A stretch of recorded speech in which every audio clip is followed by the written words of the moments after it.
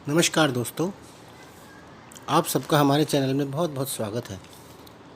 आज का हमारा विषय माता से हमारे संबंधों को लेकर है।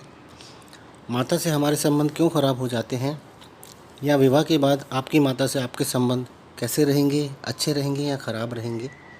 यह भी एक गहरी चिंता का विषय होता है, क्योंकि विवाह के पश्चात कई लोगों के अपनी माता से संबंध खराब हो जाते हैं। उसके पीछे क्या कारण होता है, ग्रहों से इसका क्या संबंध होता है, इसके पीछे की हकीकत क्या है, आज हम इसे जानने का प्रयास करेंगे। माता से संबंधों को जानने के लिए चतुर्थ भाव का विचार किया जाता है। कुंडली में चतुर्थ भाव की क्या स्थिति है, उस पर शुभ ग्रहों की दृष्टि है या अशुभ ग्रहों की दृष्टि है, और चतुर्थ भाव में शुभ ग्रह स्थित हैं या अशुभ ग्रह स्थित हैं।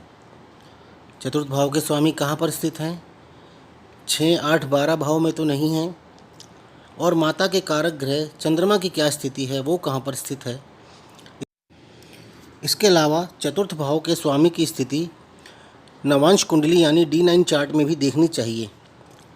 चतुर्थ भाव कुंडली का बहुत महत्वपूर्ण भाव होता है। इसे कुंडली का आधार स्तंभ भी कहते हैं, क्योंकि इस भाव से हम हमारी जन्मदाता माता का विचार करते हैं। और इसके अलावा जीवन में मिलने वाली सारी खुशियाँ व सुखों का भी यही भाव होता है। आपकी संपत्ति यानी मकान का और वाहन का भी यही भाव होता है। अर्थात यह हमारे जीवन की सारी खुशियाँ, चरित्र, हमारा बचपन, जवानी में हमारे सारे सुखों का यही भाव होता है। एक अच्छी स्थिति वाला चतुर्थ भाव एवं चतुर्थेश एक बहुत ही अच्छा बचपन भी दर्शाता है।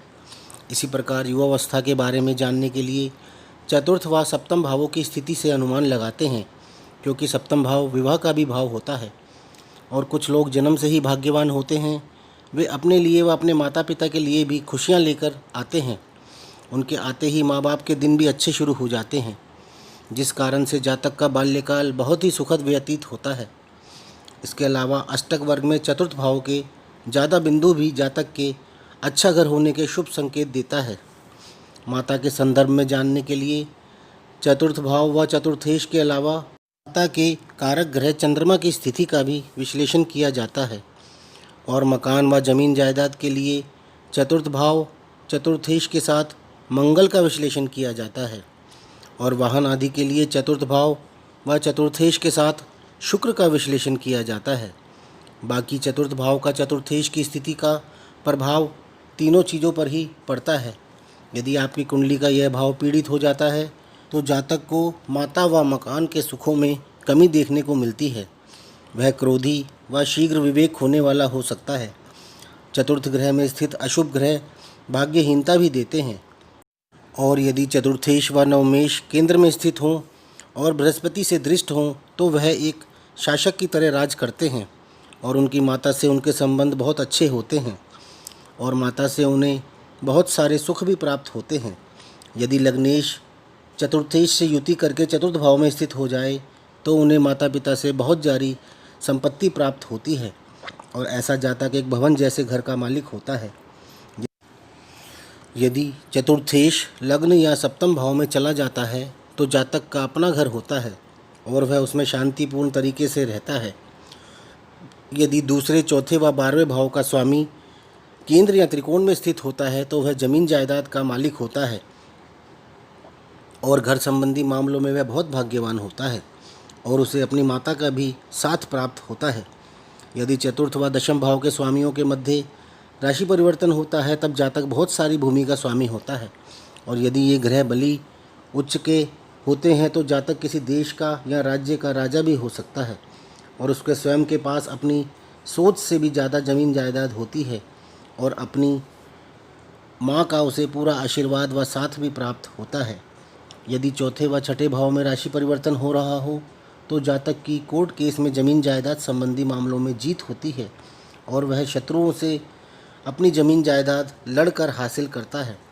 यदि चतुर्थ भाव में पापी ग्रह हो तो ऐसा जातक जमीन जायदाद के मामलों में भाग्यहीन होता है, और उसके अपनी माता से भी संबंध अच्छे नहीं होते हैं। यदि चतुर्थ भाव का स्वामी अष्टम भाव में चला जाता है तो जातक अपना मकान नहीं बना पाता, तथा उसकी माता से भी उसके संबंध खराब ही रहते हैं। अब जानते हैं कि चतुर्थ भाव अच्छी स्थिति में कब होता है। जब चतुर्थ भाव में शुभ ग्रह स्थित हो या चतुर्थ भाव पर शुभ ग्रहों की दृष्टि आ रही हो या चतुर्थ भाव शुभ कर्तरी योग में हो या चतुर्थेश से दृष्ट हो, तब यह चतुर्थ भाव शुभ स्थिति में माना जाता है। अब जानते हैं कि चतुर्थेश यानी कि चतुर्थ भाव का स्वामी कब बली होता है। जब चतुर्थेश केंद्र या त्रिकोण में बैठा हो या उच्च का हो या स्वग्रही हो या शुभ ग्रहों से दृष्ट हो या शुभ कर्तरी योग में हो, तब चतुर्थेश बली या अच्छी स्थिति में माना जाता है।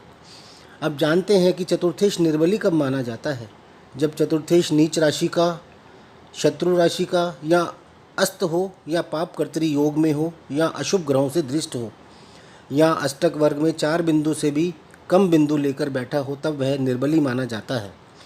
यदि चंद्रमा की बात करें तो चंद्रमा कब शुभ होता है, तो चंद्रमा नीच राशि का ना हो, पाप ग्रहों से दृष्ट ना हो, पाप कर्तरी योग में ना हो, 6, 8, 12 भावों में ना हो, अष्टक वर्ग में 4 से ज़्यादा बिंदु हो और वह चंद्रमा शुक्ल पक्ष का हो, तब वह चंद्रमा शुभ माना जाता है।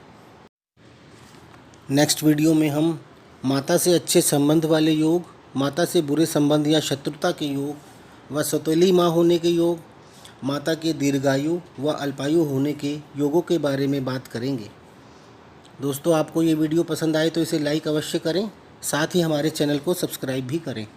धन्यवाद।